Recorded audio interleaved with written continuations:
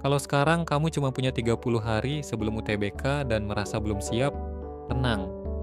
Banyak siswa justru naik drastis nilainya dalam 1 bulan terakhir. Tapi caranya bukan belajar 12 jam sehari.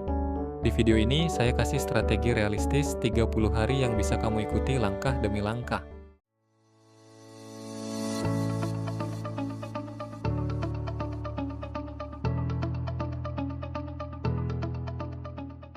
Di 30 hari terakhir, saya bukan lagi membangun fondasi. Saya sedang mengasah senjata. Gue tryout 2 kali, langsung nemu kelemahan gue di mana. Ini fase 1 gue buat SKD 7 hari pertama yang ngubah segalanya. Pagi gue latihan soal penuh, catat semua yang salah tanpa kecuali. Sore gue kelompokkan TWK lemah atau TEO yang sering meleset. Malam gue ringkas rumus yang penting aja, yang bakal sering keluar. 7 hari ini bukan buat belajar semua materi. Ini buat tahu musuh lo sebelum perang dimulai. Saya berlatih situ tulis 10 soal per hari selama 2 minggu berturut-turut, dan saat itulah semuanya menjadi jelas.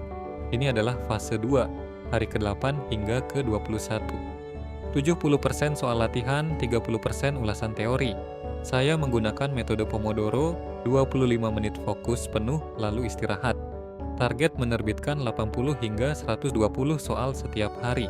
Tapi begini masalahnya, jangan melanjutkan ke tahap berikutnya sebelum Anda benar-benar memahami jenis masalah tersebut. Mengulangi kesalahan yang sama 2 kali berarti Anda terburu-buru, bukan belajar. Kuasai satu jenis terlebih dahulu, lalu lanjutkan ke jenis berikutnya. Fase 3 ini yang bikin banyak orang gugur.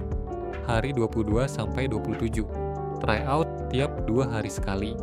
Dan ini kuncinya, kerjakan di pagi hari. Simulasi waktu yang sama persis kayak ujian asli. Kenapa? Latih mental lo biar nggak blank. Latih stamina biar nggak drop di tengah jalan. Dan yang paling penting, kurangi panik saat hari H. Mulai fase 3 lo sekarang. Saya tidak belajar materi baru, saya tidak begadang. Saya mereview catatan saya mengerjakan soal yang sering saya jawab salah, saya tidur cukup.